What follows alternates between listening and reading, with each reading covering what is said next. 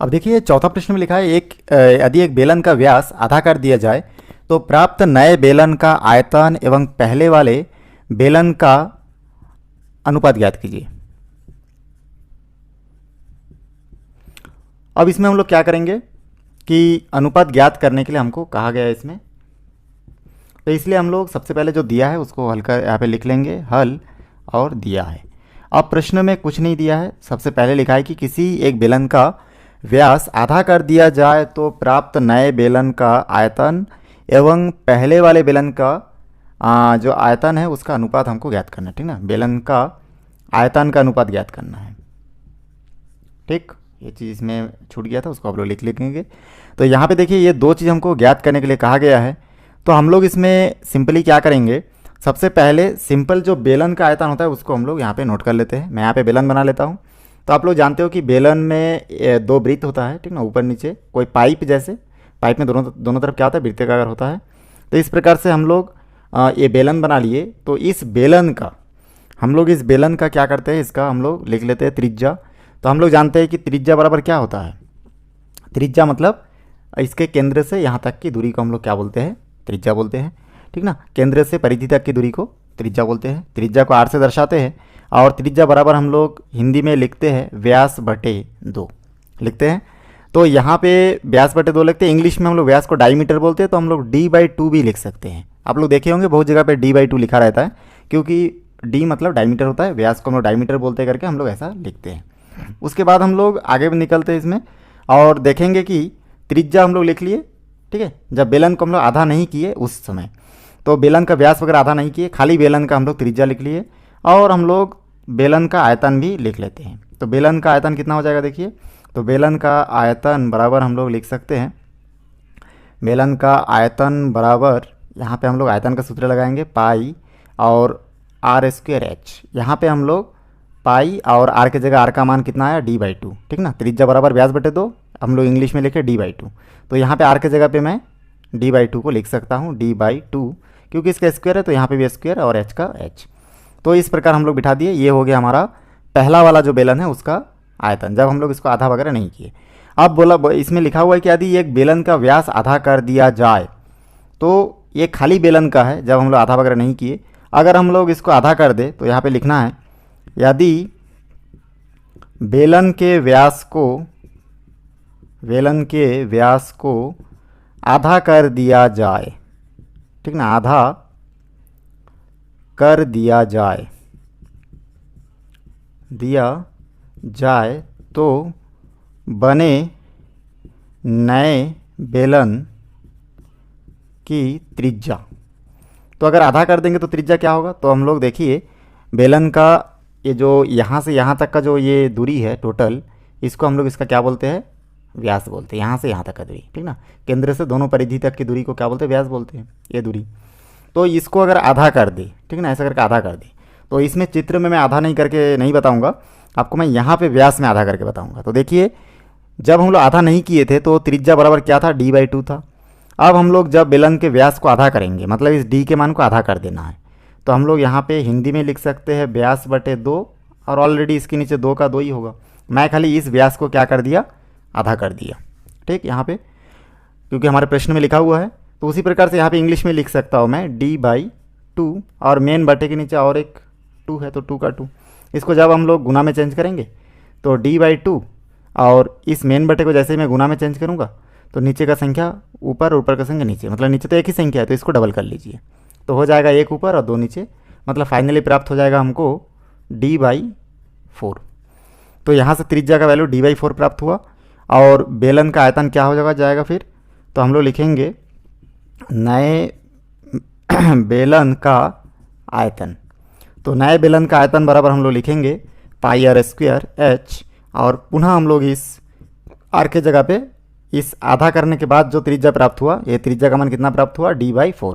तो इसी के जगह पे हम लोग r के जगह पे लिखेंगे d/4 का स्क्वायर, और यहाँ पे h का h ही होगा।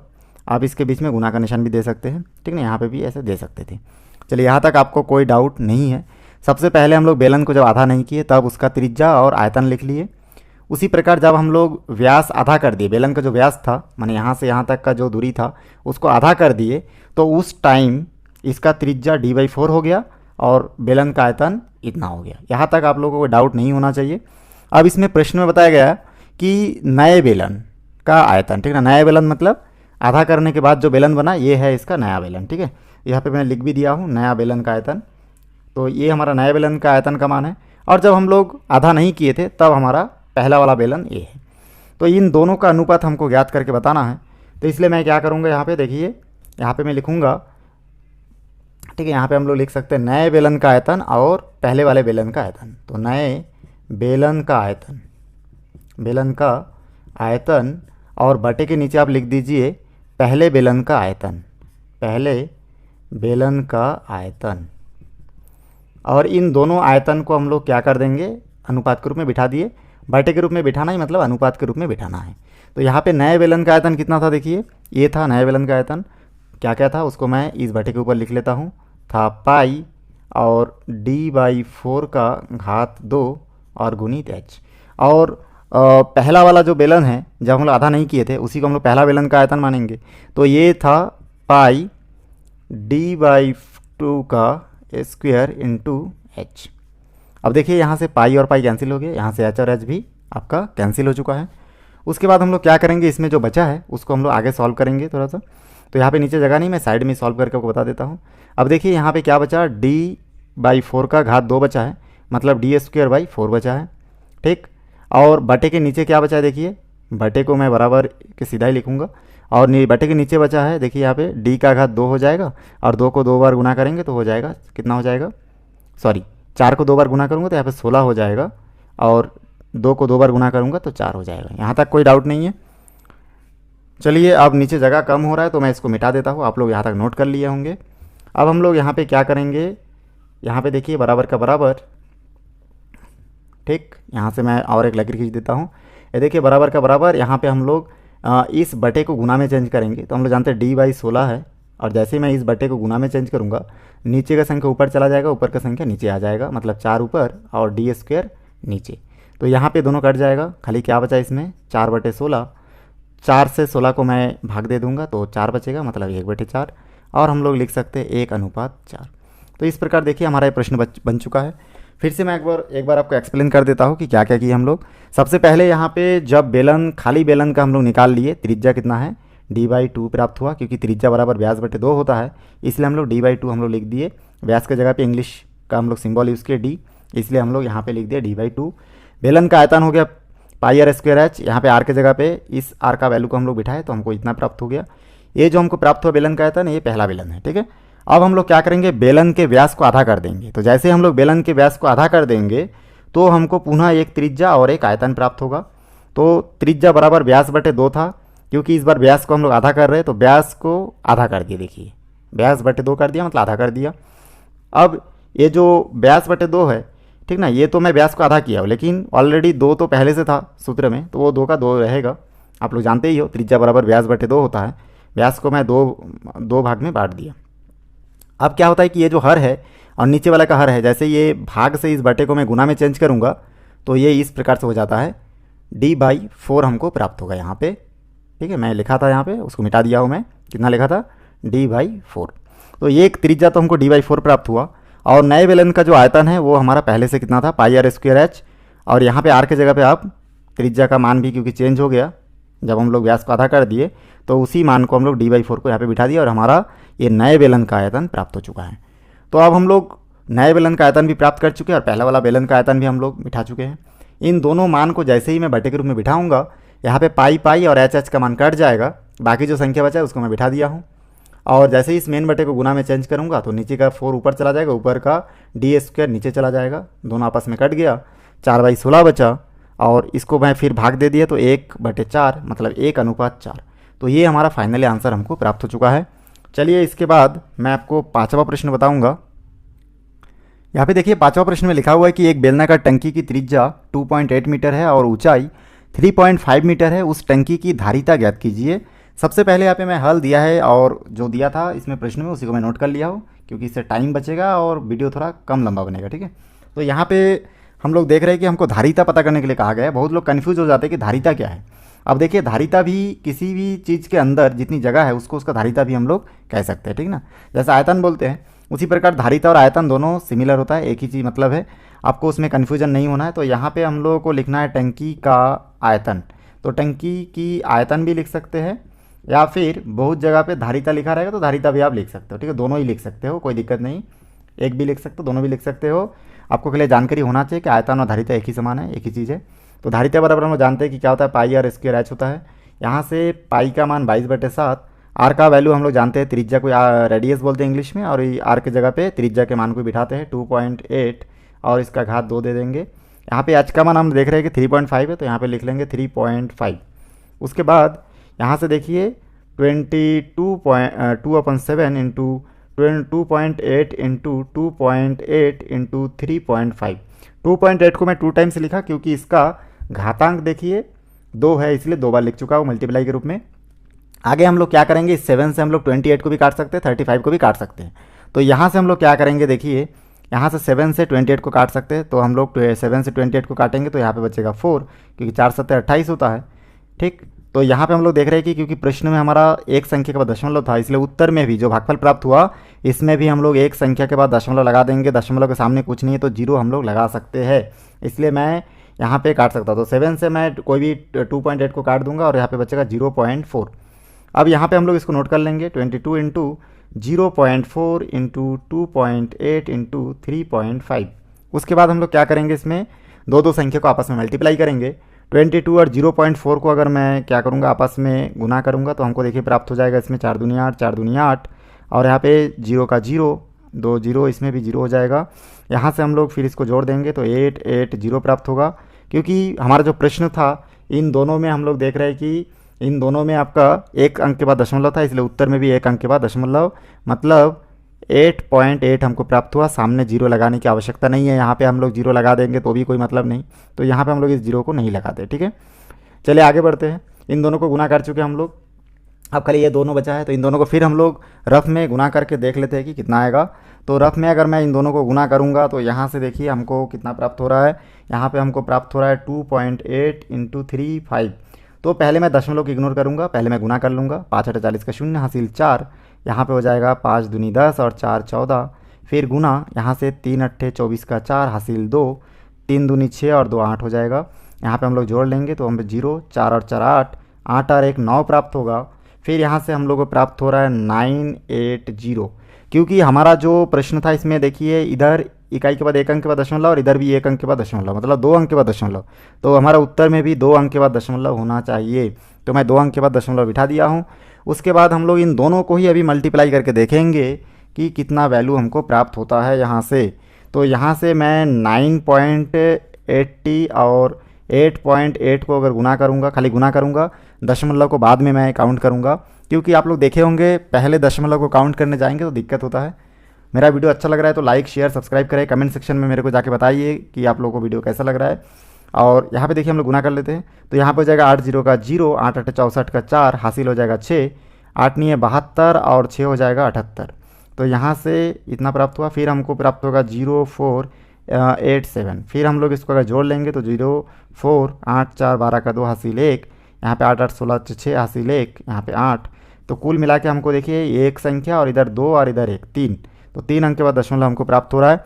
तो हम लोग इसी को बस यहाँ पे लिख सकते हैं 86.240, और यहाँ पे हम लोग क्या लिखेंगे, घन मीटर, क्योंकि ये जो प्रश्न था ये मीटर मीटर में था। यहाँ पे आर का 2 बार है तो मीटर 2 बार और एक एच का ऊंचाई वाला 1 मीटर, तो 3 मीटर होके मिल जाएगा घन मीटर। आपके हो सकता है कि किसी किसी बुक में इतना भी लिखा रहा है 86.24, क्योंकि दशमलव के बाद अक्सर क्या करते हैं हम लोग 2 अंक ही लिखते हैं, तो ऐसा भी लिखा हो सकता है, आपको उसमें घबराने की बात नहीं है।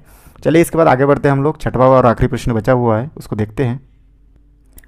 यहाँ पे देखिए छठवां प्रश्न में लिखा हुआ है 1.4 सेंटीमीटर व्यास वाली तथा 90 सेंटीमीटर लंबी लोहे की छड़ बनवाने के लिए कितने लोहे की आवश्यकता पड़ेगी। यहाँ पे व्यास का मान दिया है 1.4 सेंटीमीटर तथा लंबाई जो दिया गया है वो है 90 सेंटीमीटर। हम लोग इसमें बेसिकली क्या करेंगे कि हमको यहाँ पे आयतन ज्ञात करने के लिए कहा गया है, क्योंकि कितनी लोहे की आवश्यकता पड़ेगी। तो कोई छड़ बनाने के लिए, लंबी लोहे की छड़ मतलब बेलन बनाने के लिए हम लोग उसके अंदर कितनी लोहे की आवश्यकता पड़ेगी, उसके लिए हम लोग क्या करेंगे, आयतन का सूत्र लगाएंगे। तो हम लोग यहाँ पे आयतन का सूत्र लगा देते हैं। बेलनाकार छड़ का आयतन ऐसा हम लोग लिख सकते हैं। तो यहाँ पे आप लिख लेंगे बेलनाकार छड़ का आयतन। तो यहाँ पे मैं नोट करूँगा बेलनाकार छड़ का आयतन, और आयतन का सूत्र हम लोग जानते हैं, इंग्लिश वाला नोट करेंगे पाई आर स्क्वायर एच। यहाँ पे पाई के जगह पे 22/7, आर के जगह पे हम लोग देख रहे हैं कि आर का मान नहीं बिठा सकते क्योंकि हमारे प्रश्न में नहीं दिया है, प्रश्न में व्यास दिया है। और एच के जगह पे हम लोग एच का मान बिठा सकते हैं, कितना है, लंबाई जो है, ऊंचाई लंबाई दोनों में से कुछ भी दिया रहेगा वो ही होगा एच का मान। तो लंबाई एच इक्वल टू 90 सेंटीमीटर दिया गया प्रश्न में, तो यहाँ पे हम लोग 90 लिख देंगे। आर का मान देखिए नहीं बिठा पा रहे, लेकिन हम लोग 6वीं क्लास में पढ़ चुके हैं कि व्यास दिया रहता है तो त्रिज्या निकालने के लिए हम लोग क्या करते हैं, त्रिज्या का सूत्र लगाते हैं। त्रिज्या बराबर हम लोग जानते हैं व्यास बटे 2 होता है, और व्यास का मान 1.4 है और 2 का 2 मतलब 14 को 2 से भाग दूंगा तो हमको 7 प्राप्त होगा। प्रश्न में क्योंकि एक संख्या के बाद दशमलव है, इसलिए यहाँ पे भी उत्तर में एक संख्या के बाद दशमलव और सामने कुछ नहीं है तो 0 हम लोग लिख सकते हैं। तो इस प्रकार देखिए मैं यहाँ पे प्राप्त कर लिया 0.7 सेंटीमीटर। तो हमारा त्रिज्या हमको प्राप्त हो चुका है। अब इस आर के जगह पे हम लोग इस आर का जो मान 0.7 प्राप्त हो उसको बिठा दूंगा, और यहाँ पे आर का घात 2 है इसलिए 2 लिख दिया। यहाँ पे बहुत सिंपल है, आप 1.4 को या फिर 14 को अगर 2 से भाग देंगे तो आपको कितना प्राप्त होगा, 7 प्राप्त होगा ना। तो यहाँ पे क्योंकि एक संख्या के बाद दशमलव था इसलिए उत्तर में भी एक संख्या के बाद दशमलव, सामने कुछ नहीं है तो 0, बस यही हम लोग किए इसमें और कुछ नहीं। चलिए आगे बढ़ते हैं। अब हम लोग देखेंगे कि यहाँ पे 22/7 और 0.7 को 2 टाइम्स हम लोग लिख सकते हैं क्योंकि यहाँ पे घात 2 है इसका, और इस प्रकार से हम लोग आगे देखेंगे क्या कर सकते हैं। अब देखिए यहाँ पे देख रहे हैं कि 7 के साथ 22 तो नहीं कट सकता, 0.7 कट सकता है। कैसे कटेगा, हम लोग क्या करेंगे, इसमें इस 7 के साथ एक 7 को काट सकते हैं, लेकिन यहाँ पे दशमलव के कारण आपको दिक्कत हो रहा है। तो आप एक काम कीजिए, इस दशमलव को दशमलव देखिए 0.7 को हम लोग क्या करेंगे, 7 से भाग देंगे, इस 7 से। तो ये भाग देने में दिक्कत हो रहा है तो आप क्या कीजिए, सिंपली इस दशमलव को हटा दीजिए। तो खाली क्या दिख रहा है, 0.7, 0 का भी कोई मतलब नहीं, खाली 7 दिख रहा है। तो 7 एकम 7। अब क्योंकि यहाँ पे प्रश्न में एक संख्या के बाद दशमलव था, ठीक ना, तो यहाँ पे उत्तर में भी एक संख्या के बाद दशमलव लगा दीजिए, और 0 तो सामने रहता ही है हमेशा। तो इस प्रकार 0.7 को अगर 7 से भाग देंगे तो 0.1 प्राप्त होगा। चलिए ऐसे भी अगर आपको समझ में नहीं आ रहा है तो आप दूसरा एक उपाय ये कर सकते हैं कि यहाँ पे आप लोग डायरेक्ट इस दशमलव संख्या को चेंज कर दीजिए परिमेय संख्या में। तो 0.7 को परिमेय संख्या में बनाने के लिए हम लोग क्या करेंगे, इसके बटे के नीचे दशमलव को सीधा 1 बिठाएंगे और दशमलव कट जाएगा, जितनी संख्या उतना 0 लगा देंगे। तो यहाँ पे दशमलव को एक संख्या इसलिए 1 0, तो कितना हो गया, 7/10 में चेंज हो गया। क्या 0.7 को हम लोग किस में चेंज कर दिए, 7/10 में। ऐसा भी कर सकते हैं। तो चलिए बिठा देते हैं 22/7 गुना, यहाँ पे हम लोग इसको दशमलव से परिमेय संख्या में चेंज करेंगे तो ऊपर 7 ही बचेगा और नीचे दशमलव के सीधा में 1 और जितना संख्या उतना 0, और सामने 0 लगाने का कोई मतलब नहीं है यहाँ पे। चलिए और दूसरा को भी चेंज करना है तो कर सकते हैं, लेकिन मैं नहीं करता क्योंकि एक ही 7 है नीचे, तो उसको काटने के लिए मैं इस 0.7 को चेंज कर दिया। तो यहाँ पे हमारा ये 7 कट गया, यहाँ पे 10 बचा, इस ये भी कट जाएगा आपका, ये 0 और ये 0 कट जाएगा, यहाँ पे 9 बचा खाली। तो यहाँ पे देखिए 22 और यहाँ पे बचा 0.7 और यहाँ पे 9। फिर हम लोग क्या करेंगे, दो संख्या आपस में मल्टीप्लाई करेंगे। मैं 22 के साथ 0.7 को अगर गुना कर दूंगा तो यहाँ पे कितना प्राप्त होगा, उतना प्राप्त होगा जितना फिर 9 से गुना करेंगे, या फिर हम लोग 22 का 22 रखेंगे, 0.7 को हम लोग गुना कर देंगे 9 के साथ। इन दोनों को अगर गुना कर दूंगा तो हमको प्राप्त हो जाएगा 7 9 63 और 0 का 0, एक संख्या के बाद दशमलव का दशमलव, मतलब 6.0 हम लोग 3 हम लोग लिख सकते हैं। तो यहाँ पे लिखेंगे 6.3। 6.3 को पुनः हम लोग क्या करेंगे, 22 से अगर मल्टीप्लाई करेंगे तो 3 दूनी 6, 6 दूनी 12, 3 दूनी 6, 6 दूनी 12। तो हम लोग इसको जोड़ देंगे, 6 इधर 8 इधर 3 इधर 1। यहाँ पे आप लोग देख सकते हैं कि एक संख्या के बाद दशमलव, तो यहाँ पे एक संख्या के बाद हम लोग दशमलव लगा देंगे। 138.6 प्राप्त हो रहा है, तो यहाँ पे मैं नोट करूँगा 138.6, और क्योंकि ये सब सेंटीमीटर में 3 बार होने के कारण यहाँ पे हो जाएगा घन सेंटीमीटर। तो बहुत सिंपल तरीके से देखिए आखिरी प्रश्न भी हमारा नोट हो चुका है। इस वीडियो को शुरू से आखिरी तक देखने के लिए आप सभी का बहुत बहुत धन्यवाद। दोस्तों वीडियो अच्छा लगे तो लाइक करें, शेयर करें, सब्सक्राइब करें और बेल आइकन को भी प्रेस करें ताकि जब भी मैं कोई नया वीडियो बनाऊं तो उसका नया अपडेट सबसे पहले आप तक पहुंचे। धन्यवाद। दोस्तों वीडियो अच्छा लगे तो लाइक करें, शेयर करें, सब्सक्राइब करें और बेल आइकन को भी प्रेस करें ताकि जब भी मैं कोई नया वीडियो बनाऊं तो उसका नया अपडेट सबसे पहले आप तक पहुंचे। धन्यवाद।